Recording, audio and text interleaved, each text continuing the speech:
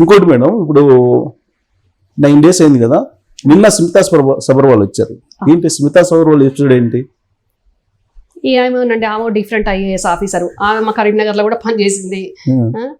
అప్పటి నుంచి ఆమె తీరే వేరు, ఆమె రూటే వేరు. అంటే ఏంటి అంటే ఏమన్నా రాజకీయాల్లోకి వెళ్ళాలని ఆలోచనతో లేదా? ఎందుకంటే సివిల్ సర్వెంట్ ఎప్పుడు కూడా గవర్నమెంట్ బార్ కానీ సీఎం ఉంటే కనుక అందులో సీఎం ఆఫీస్లో సెక్రటరీ కదా, అవును అవును, మస్ట్గా రావాలి. నేను నాది కరీంనగర్, ఆమె కరీంనగర్ కలెక్టర్గా పనిచేసింది కాబట్టి చూసిన దాని ప్రకారము ఆమె నేను అప్పటి నుండి ఇప్పటి వరకు కూడా చూస్తున్నానండి. ఆమె మరి IAS ఆఫీసర్ అనుకుంటుందా, లేకుంటే ఏదన్నా కంపెనీకి బ్రాండ్ అంబాసిడర్ అని అనుకుంటుందా, నాకైతే అర్థం కాదండి. ఫేస్బుక్లో ఆమె పెట్టే పోస్టింగ్స్ కానివ్వండి, ఒక IAS ఆఫీసరు ఎట్లుండాలా, ఆ డిగ్నిటీ మెయింటైన్ చేయాలా, తనకి ఇచ్చిన హోదాకి ఫుల్ఫిల్ చేయాలా, అట్లాంటిది ఫేస్బుక్లో పోస్టింగ్స్ ఏంది. అప్పుడు అయితే CMO నుంచి అదేదో అప్పుడు కూడా ఒకటి రూమర్ వచ్చింది, అది ఎంతవరకు నిజమో ఎంతవరకు అబద్ధమో మనకు తెలియదు. ఏంటి చెప్పండి, నేను క్లారిటీ ఇస్తాను. మీకు గుర్తుంది ర్యాంప్ వాకింగ్ దాని మీద అది డిఫర్మేషన్ సూట్ వేస్తే 15 లక్షల రూపాయలు. 15 కాదండి, 45 ఏమో అన్నారు. నాకు తెలిసి 15 అనుకుంటా, 45, 43 సంథింగ్ అంతేనండి, 15 కాదు. అవన్నీ ఏంటండి, ఒక IAS అంటే అట్లా ఆవిడ ఏంటి ఇదంతా. ఇప్పుడు ఏంటి మరి మీరు మీ గవర్నమెంట్లో 1 వీక్ నుంచి కనిపించలేదు, నిన్న కనిపించినట్టున్నారు. మరి ఆవిడేమో కాళేశ్వరం, మిషన్ భగీరథ, మిషన్ కాకతీయ ప్రతి ఫైలు తన ద్వారానే వెళ్ళింది ఫైలు. అవును, మరి ఆయన పిలిచి మాట్లాడే ధైర్యం రేవంత్ రెడ్డికి లేదా, లేకపోతే గవర్నమెంట్ అంటే ఇంక లెక్కలేంతనో ఏమనుకోవాలి? అక్కడ ఎవరైనా కానివ్వండి రావు గారు, అక్కడ ముఖ్యమంత్రి హోదాలో ఎవరున్నా కూడా ఒక ఆఫీసర్గా, IAS ఆఫీసర్గా ఆ ప్రభుత్వం రాగానే ఆ ముఖ్యమంత్రిని ప్రోటోకాల్ వైజ్గా వచ్చి కలిసే పద్ధతి, సంస్కారం ఆ IAS ఆఫీసర్ మీద ఉండాలి. ఇంకా ఆమె చాలా బాధ్యతాయుతమైన హోదాలు ఉంది మొన్నటి వరకు. మరి అట్లాట ఆవిడ 9వ రోజు నిన్న కనిపించింది సీతక్క ఛార్జ్లో నాకు ఆమె. అంటే ఏంటది? అరే మీ ప్రభుత్వం ఏం చేయలేదండి. మా ప్రభుత్వం వచ్చిందే ఇప్పుడు కదండి, ఏం చెయ్యాలా? అందులో ఆమె చేయాల్సింది ఏముంటుంది? కరెక్ట్ ఆఫీసర్స్ని ఎక్కడ పని తీసుకోవాలి, ఎట్లా అకామిడేట్ చేయాలి అనేది ప్రభుత్వానికి తెలుసు. అదే శైలజ రామయ్యర్ గారికి ఇప్పుడు ఇచ్చిండ్రు కదా, అట్లా అబ్రపాలి గారికి ఇచ్చిండ్రు కదా. మరి వాళ్ళకంటే మించి ఇవేముందని, ఇవి పనితీరేంటి? మరి ఏంటి ఆమెపైన చర్యలు తీసుకోబోతున్నారా, లేకపోతే ఏంటి, ఏం చేయబోతున్నారు? ఆమెనే ఇప్పుడు నాకు తెలిసినంత వరకు సెంట్రల్ వాళ్ళతోటి కమ్యూనికేట్ అవుతుంది అనేది నాకు తెలిసిందండి. అంటే ఎలా? సెంట్రల్ సర్వీస్కి వెళ్ళాలన్నా, లేదంటే రాజకీయ పార్టీలోకి ఎంటర్ కావాలన్నా? రాజకీయ పార్టీది ఏమో కానీ సెంట్రల్ సర్వీసెస్కి వెళ్ళాలా, ఇంక ఇక్కడ ఈయనకింత పని చేయడం ఎందుకు అని అనుకుంటుంది. అదొకటి. ఇక్కడ పని చేస్తే డెఫినెట్గా ఈ అన్ని బయటకు వస్తాయి కదా, అవినీతి అంతా కూడా అనేది దాంట్లో కూడా. నేను ఎందుకు అడుగుతున్నా అంటే, మిమ్మల్ని ఎందుకు అడుగుతున్నా అంటే, స్మితా సబర్వాల్ గారి గురించి కల్వకుంట్ల ఫ్యామిలీకి చాలా సన్నిహితురాలుగా మారిపోయారు ఆవిడ, సివిల్ సర్వెంట్ ఉండి కూడా అనేది అందరికీ తెలిసిన విషయమే. BRS వైపు నుంచి ఆమె మళ్ళీ ఏమన్నా లోక్సభ ఎన్నికలకి వచ్చే అవకాశం ఉందా? మీకున్న ఇన్ఫర్మేషన్ అంటే ఇప్పుడు 2 రకాలుగా ఉంటుంది రావు గారు. ఇప్పుడు ఆ అవినీతిలో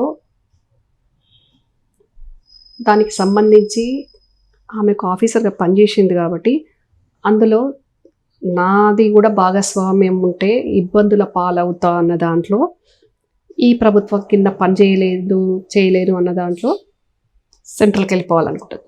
లేదు అని అంటే నిజంగా కూడా ఆమెకు పాలిటిక్స్ ఇంట్రెస్ట్ ఉంటుంటే డెఫినెట్గా BRS BJP ఒకటే అని తెర వెనుక అందరికీ తెలుసు. కాబట్టి అట్లా ఆమె రేపు ఎక్కడ ఎంపీగా నిల్చున్నా మనం ఏం ఆశ్చర్యపోవాల్సింది లేదు. ఉన్నాయా సింటమ్స్ ఉన్నాయా? అలాంటి ఇన్ఫర్మేషన్ ఉందా మీ దగ్గర? ఉన్న ఇన్ఫర్మేషన్ కంటే ముందు సిమ్టమ్స్ కనిపిస్తున్నాయి నాకేం ఇన్ఫర్మేషన్ లేదు, నేను ఆమె మీద ఫోకస్ కూడా చేయలేదు, అవసరం కూడా నాకు లేదు కదండి. సిమ్టమ్స్ డెఫినెట్గా కనబడుతుంది. ఎందుకంటే ఆమె కరీంనగర్ కలెక్టర్గా ఉన్నప్పుడు ఒక కలెక్టర్ ఒక పని తీసుకుంటున్నప్పుడు దాని మీద కరెక్ట్గా సీనియర్స్ కానివ్వండి, హైయర్స్ కానివ్వండి, లేకుంటే అక్కడ ఏ గవర్నమెంట్ ఉన్నా, ఏ లీడర్లు ఉన్నా ప్రజల కోసం చేసే పనిని కూర్చోబెట్టి సమీక్షించి డిసైడ్ చేసుకోవాలి ఏ పని చేయాలన్న. కలెక్టర్ ఫస్ట్ డిసిజన్ కాబట్టి ఆమె అట్లా కాకుండా నా మార్క్ ఉండాలి, నేను కరీంనగర్ కలెక్టర్గా నా మార్క్ ఉండాలనే దాంట్లో అసలు లేని ఐలాండ్లు పెట్టడం, ఉన్నాయి పీకేయడం, అసలు ప్రైమ్ ఏరియాలో ట్రాఫిక్ ఇబ్బంది అయ్యే రకంగా ఆమె పనులు చేసిందండి. దాన్ని బట్టి నాకు ఆమె చేసే స్టైలు, ఆమెదంతా చూసి, ఆమె కొన్ని పోస్టింగ్స్, ఆమె అన్నీ చూసి నాకు అనిపిస్తుంది ఆమె నా ట్రేడ్ మార్క్ ఉండాలా, నాకు స్పెషల్గా అందరిలాగా కాదు, నాకు స్పెషల్ ఐడెంటిటీ ఉండాలనే రకంగా ఆమె కొంచెం యాటిట్యూడ్ చూపిస్తుంది. సో అందుకని మరి ఇప్పుడు అట్లా వెళ్ళిపోవడం బెటరు అని అనుకుంటుందో ఏమో, ఉంటుండొచ్చు ఆమె. అంటే ఒక 2 days నుంచి వరుసగా ఒక ట్వీట్లు చేశారు, 2-3 ట్వీట్లు చేశారు. ఫస్ట్ ట్వీట్ ఏంటంటే 23 years బ్యాక్ చూస్తే అప్పటి నుంచి ఇప్పటి వరకు ఎన్నో నేను ఎత్తుపల్లాలన్నీ ఎదుర్కొని శిఖరాలు పర్వతాలన్నీ దాటుకొని నేను రావడం జరిగింది. బట్ ఒకసారి వెనక్కి చూస్తే అని చెప్పి 23 years బ్యాక్ ఆ ఉండేటువంటి ఫోటో ఒకటి ట్యాగ్ చేశారు. చేస్తూ కంటిన్యూషన్ ఏం చెప్పారంటే రాబోయే రోజుల్లో నేను ఛాలెంజ్ని ఫేస్ చేసుకోవడానికి రెడీగా ఉన్నాను, ఛాలెంజెస్ ఏమైనా సరే నేను రెడీగా ఉన్నానని చెప్పి ఒక ట్వీట్ చేశారు. ఆ తర్వాత ఈమెదో సెంట్రల్ సర్వీస్కి వెళ్తుందని చెప్పి ఏదో రకరకాల న్యూస్ వచ్చినప్పుడు దాన్ని ఖండిస్తూ ఈ ఫేక్ న్యూస్, ఇది నిరాధారం, నేను రాష్ట్ర సర్వీసులోనే ఉంటాను, గవర్నమెంట్ ఎక్కడ అపాయింట్ చేస్తే నేను అక్కడ పనిచేస్తానని చెప్పి ఆవిడ ఇంకో ట్వీట్ చేయడం జరిగింది. ఇప్పుడు ఏదైతే కాళేశ్వరం అవినీతి జరిగిందని మనకు ప్రజలు అనుకుంటున్నారు, మనకు తెలిసినంత వరకు అందులో ఒక అధికారిగా ఆమె, అధికారిగా నేను చెప్పేది, ఆమె రోల్ ఆమె ప్లే చేసింది. ఆమె సిన్సియర్ కరెక్ట్ ఆఫీసర్ అయ్యి ఉండి ఆమెకు తెలిసైనా తెలియకైనా జరిగిన తప్పుల్లో ఆమె పార్టిసిపేషన్ ఉండుంటే ఆమె భయపడాల్సిన అవసరమే లేదు, ట్వీట్ చేయాల్సిన అవసరమే లేదు కదండి. 23 years బ్యాక్ ఇది నేను ఛాలెంజ్కి రెడీగా ఉన్నా అని నీకు నువ్వు ఎందుకు చెప్పుకోవాల్సి వస్తుంది? అవసరం ఏమొచ్చింది అంటే డెఫినెట్గా అక్కడ తప్పులు జరిగింది తెలుసు ఆమెకు, నేను ఒక అధికారిగా ఉన్నా అనేది తెలుసు ఆమెకు, అన్నీ తెలుసు. కాబట్టి ఈ గవర్నమెంట్ ఇప్పుడు మా ప్రభుత్వము డెఫినెట్గా యాక్షన్ తీసుకోవడానికి ప్రిపేర్ అవుతుంది. అవినీతిని బయటకు తీయడానికి ఎక్స్పోజ్ చేసినప్పుడు నా పరిస్థితి ఏంది అనే దాంట్లో ముందుగా ఆమె అడ్వాన్స్ అయిపోయి అట్లా ట్వీట్లు చేసుకుంటుంది. సో పాలిటిక్స్లోకి ఎంటర్ అవుతారంటానికి ఇవన్నీ సంకేతంగా కనిపిస్తుంది. డెఫినెట్గా అయితే అయి ఉండొచ్చు, ఏముందండి అందులో విషయం. సో బీఆర్ఎస్ పార్టీ నుంచి రెడీ అవుతున్నారంటారు. డెఫినెట్గా అవుతుంది, ఏముంది. సో అందరు విషయాలు మాట్లాడుకున్నాం. మరి రమ్యారావు గారి ప్రయాణం ఏంటి, ఫ్యూచర్? ఏం లేదంటే కాంగ్రెస్ పార్టీలోనే ఉంటాను, కాంగ్రెసే అంతే. నాకు ముఖ్యమంత్రి అయిన రేవంత్ అన్న గారు ఏ బాధ్యత అప్పచెప్పినా కమిట్మెంట్ తోటి పనిచేస్తా. మొన్న నన్ను ప్రచార కమిటీ జాయింట్ కన్వీనర్ వేస్తే కూడా 15 రోజుల్లో 10 మందికి ప్రచారం చేసిన ఒకే ఒక వ్యక్తి మా కరీంనగర్ అభ్యర్థి ఓడిపోయిండు. 9 మంది గెలిస్తే అందులో నుంచి 5 4 మంత్రులు అయినరు, ఒకరు డిప్యూటీ సీఎం కూడా అయినరు. అంత కమిట్మెంట్ తోటి పనిచేస్తా. డెఫినెట్గా అసలు ఈ 6 నెలలకి పడిపోతుంది అనే ఏమంటారు ఇట్లాంటి అవాకులు చెవాకులు మాట్లాడే వాళ్ళకి కాంగ్రెస్ ప్రభుత్వం ఏ విధంగా పనిచేస్తుంది, కాంగ్రెస్ ప్రభుత్వం ఎట్లుంటుంది అనేది కూడా ఇంకో ప్రభుత్వానికి తావు లేకుండా మా కాంగ్రెస్ పార్టీ, కాంగ్రెస్ ప్రభుత్వం పనిచేసి 30 ఏళ్ళ కాదు 50 ఏళ్ళ వరకు కూడా కాంగ్రెస్ గవర్నమెంటే కంటిన్యూ అయ్యేటట్టుగా దాంట్లో మీ పార్టిసిపేషన్ ఏంటని నేను అడుగుతాను. డెఫినెట్ గా నా పార్టిసిపేషన్ ఉంటదండి. అదే అంటే ఏ రోల్ మీరు ప్రభుత్వం రాకముందు ఉంది. ఎక్స్పెక్టేషన్ ఏ రోల్ లో మీరు ఉండాలి అదే చెప్తున్నాను. నేను ఏ విధంగా పని చేయగలుగుతా అనేది మా నాయకులందరికీ తెలుసు. అందులో ముఖ్యంగా రేవంత్ అన్న గారికి తెలుస్తున్న క్యాపబిలిటీస్ ఏందని. మరి నా సేవలు ఏ రకంగా ప్రభుత్వానికి పార్టీకి ఎట్లా పనిచేస్తాయి అనుకొని రేవంత్ రెడ్డి గారు ఏ హోదా ఇచ్చినా ఆ రకంగానే పనిచేస్తా.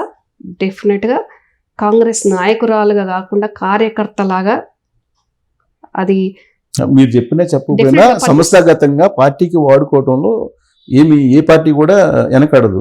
ఎవరిని ఎలా వాడుకుంటారో అలా వాడేసుకుంటారు కాంగ్రెస్ పార్టీ కానీ ఏ పార్టీ అయినా. అందులో మీ కల్లగుంట ఫ్యామిలీకి ఒక ఆర్ట్ ఉంది కదా, ఎవరైనా సరే బ్రహ్మాండంగా మాట్లాడగలరు కదా, అదొక పెద్ద ఆర్ట్ కదా. కాబట్టి ఎవరైనా ఉపయోగించుకుంటారు సంస్థాగతంగా. ఆల్రెడీ ప్రభుత్వం వచ్చింది కాబట్టి దాంట్లో మీ రోల్ ఏంటి అని అడుగుతున్నాను. డెఫినెట్గా నేను ఇది కావాలి అని నేను రేవంత్ అన్నని అడగలేదు. నేను ఒక టికెట్ విషయంలో అడిగాను. నాకు కరీంనగర్ అసెంబ్లీ టికెట్ ఇవ్వండి అని నేను ఒక పిసిసి అధ్యక్షునిగా నేను అడిగాను. అడిగితే నా చేతుల్లో లేదు, చూద్దాము, డెఫినెట్గా న్యాయం చేస్తాను భవిష్యత్తులో. భవిష్యత్ అని ఏమనలేదు. నేను కన్ఫర్మ్ చేసిన వాళ్ళకి టికెట్ డిసైడ్ అన్నట్టు ఏం లేదు. కాంగ్రెస్ పార్టీది మీరు చూస్తున్నారు కదా, డెఫినెట్గా అంటే ఆలోచించండి అని చెప్పాను. అవకాశం ఇస్తా అన్నారు ఫ్యూచర్లో. ప్రభుత్వం వచ్చి 9 రోజులే అయ్యింది.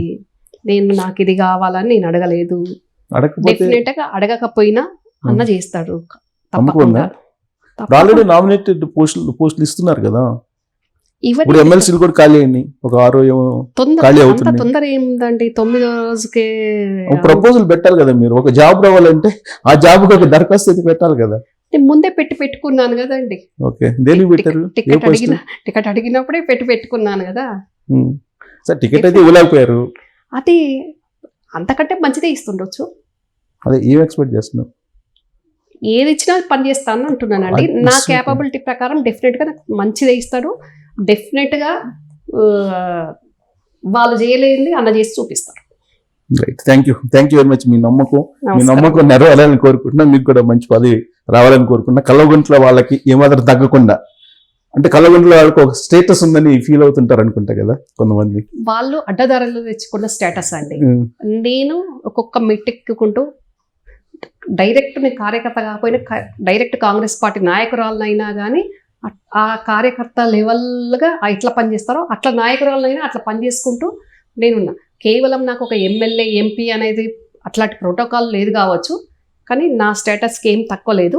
అడ్డదారి నుంచి వాళ్ళ స్టేటస్ నా ముందు దిగదుడిపోయినండి.